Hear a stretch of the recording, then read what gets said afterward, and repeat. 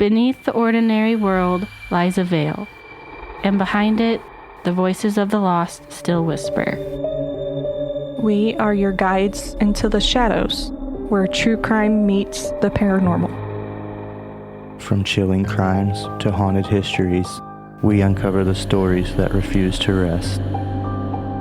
This is Veil of Echoes.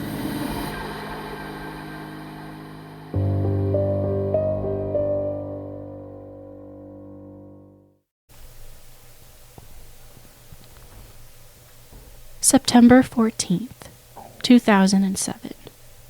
A Friday morning in Doncaster, England. A 14-year-old boy gets ready for school. Nothing unusual, nothing alarming. He puts on his uniform, leaves the house, and walks away. But he never arrives at school. Instead, Andrew Gosden changes clothes, returns home to an empty house, and quietly disappears. No note, no message, no explanation. He takes money from his bank account, buys a one-way train ticket to London, and boards the train, alone.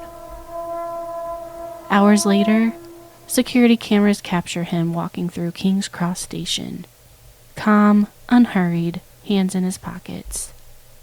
Then, nothing. No confirmed sightings, no phone activity, no trace of where he went after that moment. A 14-year-old boy vanishes into one of the busiest cities in the world, in broad daylight, and somehow it's as if the city swallowed him whole. Nearly 2 decades later, Andrew Gosden has never been found. This is Missing Veil Files, Case File Episode 8. This is Missing Veil Files, a series researched and narrated by Bria, Zach, and Lindsay, hosts of the Veil of Echoes podcast. Missing Veil Files exist to keep names spoken when the world grows quiet, to honor the missing, and to stand beside the families still searching for answers.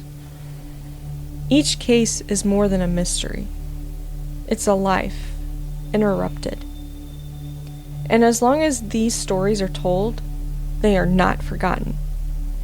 If there is a case you believe deserves to be told, you can reach us through the Veil of Echoes podcast on TikTok, Instagram, or Facebook.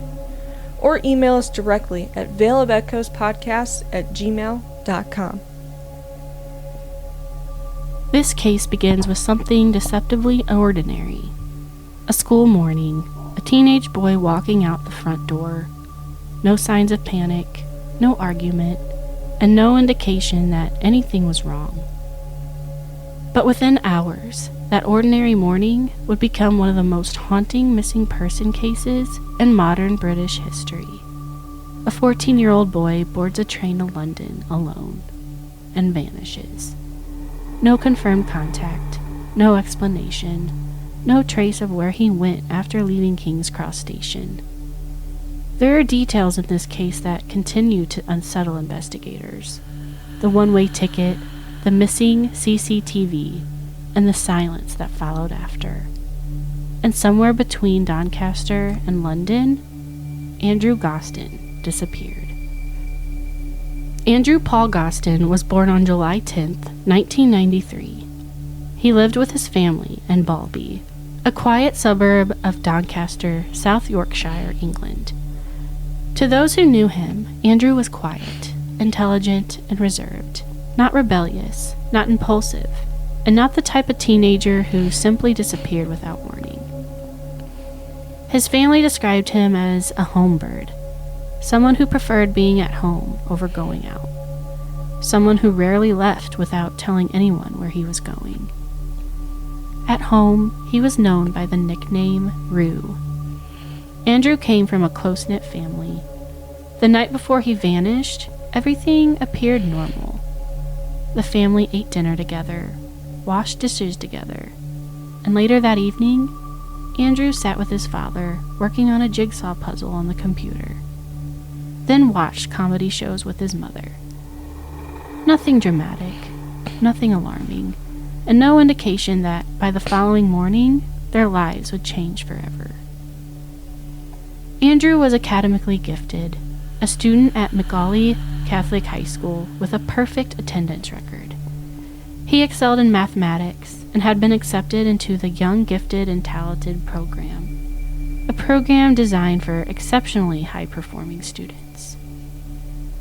Teachers believed he was destined for extraordinary things, possibly even Cambridge. But despite his intelligence, Andrew was deeply private.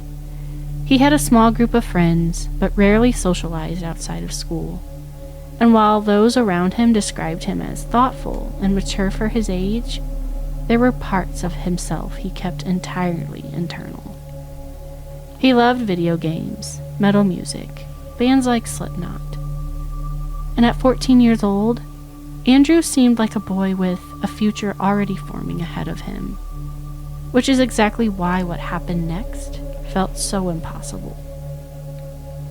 At the time of his disappearance, Andrew Gosden was 14 years old. He stood approximately 5 foot 3 inches tall and weighed around 100 pounds. He had light brown hair, brown eyes, and wore strong prescription glasses. Andrew was deaf in his left ear and had a distinctive double ridge along the outer edge of his right ear, a physical feature investigators believe could help identify him. Though he was 14, many people said Andrew looked younger, closer to 12, small for his age. On the day he disappeared, Andrew was last seen wearing a black Slipknot t-shirt, black jeans, black trainers, and carrying a black canvas satchel decorated with patches from rock and metal bands. He also carried his PlayStation Portable, a device investigators would later trace, hoping it could connect online after his disappearance, but no verified activity was ever found. These details matter. Sometimes they become the final confirmed pieces of someone's story, and in Andrew's case, they are among the last things the world knows for certain. September 14th, 2007, a Friday morning. At first, nothing about the day seemed unusual. Andrew Gosden woke up for school like he always did, but according to his parents, something felt slightly off. He seemed unusually irritable, tired. He had difficulty waking up that morning, something his family later described as out of character. Still, at 8:05 a.m., Andrew left the house wearing a school uniform. A family friend saw him walking through Westfield Park towards his usual bus stop. Everything appeared normal, but instead of boarding the school bus, Andrew changed direction. He walked to a cash machine and withdrew 200 pounds from his bank account, nearly all the money he had. Then, security cameras captured him returning home. Inside the empty house, Andrew changed clothes. He placed his school uniform into the washing machine, folded his blazer over the back of a chair, as if he intended for everything to appear ordinary. He changed into black jeans and a black Slipknot shirt, took his satchel, his wallet, his keys, and his PSP. But strangely, he left behind things you would expect someone to take if they planned to leave for good. His passport, his charger, even over 100 pounds in cash remaining in his room. At approximately 8:30 a.m., Andrew left the house again. This time, for the last time. And somewhere between that moment in London, Andrew Gosden vanished. After leaving home, Andrew walked to Doncaster railroad station, alone. At the station, he approached the ticket counter and purchased a ticket to London, a one-way ticket. The employee selling the ticket later remembered the interaction clearly, because she told Andrew that a return ticket would cost only 50 pence more. But Andrew refused. He insisted on a single ticket. At 9:35 a.m., Andrew boarded the train to King's Cross Station. A woman later reported sitting near him during the journey. She described him as quiet, calm, focused on playing his PSP.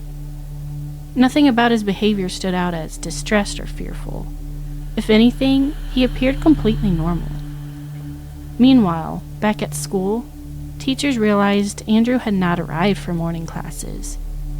Attempts were made to contact his parents, but in a devastating mistake, the school accidentally called the wrong family, leaving a voicemail for another student's parents instead. Hours passed before Andrew's family realized he was missing, and by then, he was already in London. At 11:20 a.m., the train arrived at King's Cross Station. 5 minutes later, CCTV cameras captured Andrew walking out of the station, hands in his pockets, alone, unhurried. That footage would become the last confirmed sighting of Andrew Gosden ever recorded. And after that moment, the trail simply ends. That evening, Andrew's family believed he was somewhere inside the house. Maybe downstairs playing video games. Maybe in his room. Nothing initially suggested that something was wrong. But as the hours passed, they realized Andrew wasn't there. His parents began calling friends, neighbors, classmates, anyone who might know where he had gone. But no one had seen him. And then came the realization that changed everything. Andrew had never made it to school at all. At approximately 7 p.m., police were contacted. The same night, Andrew's father and sister searched the route he normally walked to school, checking nearby roads, bushes, side streets, hoping they would find some explanation. But there was nothing. No accident, no witness, no trace of him anywhere in Doncaster. Within hours, missing persons leaflets were being printed and distributed. Friends and family searched into the night, and still, nothing. 3 days later, investigators confirmed that Andrew had traveled to London. The ticket seller at Doncaster station remembered him immediately, particularly because he refused the return ticket. Suddenly, the search expanded from one quiet town to one of the largest cities in the world.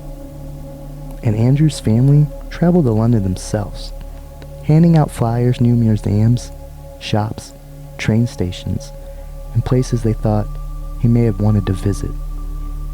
Because at this point, they still believed there was a chance he was alive, waiting somewhere to be found.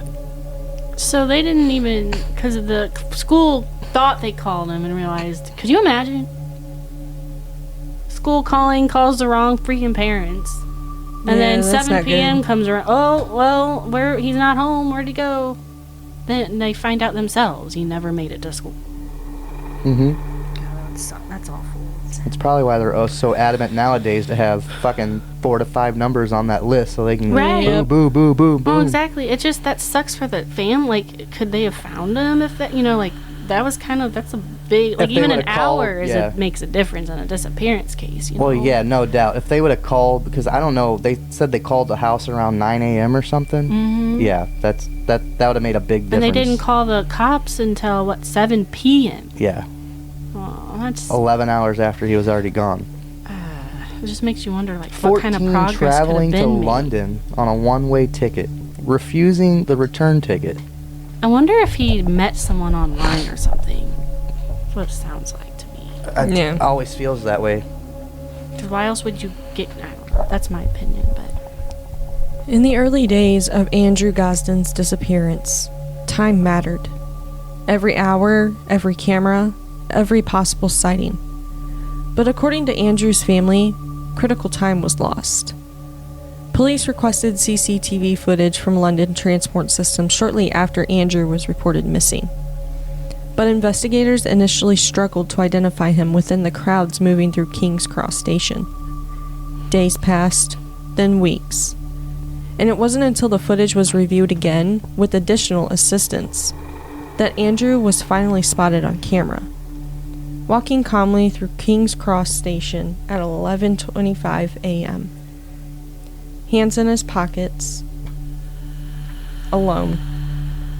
That image would become one of the most recognized missing persons photographs in the United Kingdom. But by the time investigators confirmed Andrew had reached London, valuable footage from other locations had already been erased. Bus cameras, nearby station footage, possible routes through the city, gone. Andrew's father would later criticize the investigation, believing opportunities were missed during those first critical days. And in a case with almost no physical evidence, those missing hours became impossible to recover, leaving behind only fragments, a train ticket, a single image, and a boy disappearing into the crowd. Over the years, countless theories have emerged regarding what may have happened to Andrew. Some investigators believe he intended to return home that same day. Others believe something happened to him shortly after arriving in London. But despite national attention, media coverage, and years of investigation, no theory has ever been confirmed. One of the earliest theories was that Andrew traveled to London voluntarily, possibly for a specific event. Andrew loved London. He had visited before with family members and was familiar with the city. Investigators and his family looked into concerts, exhibitions, and gatherings taking place the day he disappeared, including performances by metal bands Andrew may have known about. There was also speculation that he may have wanted to spend the day exploring the city alone, doing something he believed his parents wouldn't approve of. But if that was the case, why never come home? Another theory suggests Andrew may have traveled to London to meet someone. Perhaps someone he met online, or someone he knew privately without his family's knowledge. But investigators found very little evidence to support that possibility. Andrew reportedly had no email address, no social media accounts, no online messaging history. Police examined school computers, library computers, and gaming devices, searching for any indication that Andrew had been communicating with someone secretly. Nothing substantial was ever found, which only deepened the mystery. Because if Andrew did plan to meet someone, how did they connect? Did the PSBs connect back then, though? I don't remember. I think so. Yeah, they had online access. Yeah, so I'm like... It was like one of the... Yeah, it was the And he first, took his PSP with him, Yeah, so... I want to say it was the first handheld gaming device that had online That access was like that. 2007, so... Yeah, we had cell phones and stuff, And we had AOL, and... And I'm just But that's trying what to they said. think. I mean, from all the investigations and searches, it seems like whoever this person was, he met in person. Like, it doesn't seem like he communicated with them through the gaming device or computers, because they found nothing. No calls, no messages, no, I don't know if he was a writer or what, but they also said he's been to London before with his family. So who's to say they didn't meet on one of these trips before? Yeah, he took out 200 pounds, so, I mean, he was definitely planning to something. Well, he sounded like me. He was going to see Slipknot, but... Yeah, I love Slipknot. That was it. But what was also kind of weird is he was more irritable that morning, so it's like, maybe because he was, like, nervous? I don't know. Many believe Andrew encountered someone in London, someone dangerous. King's Cross Station in 2007 was one of the busiest transport hubs in the country. Millions of people moving through the area.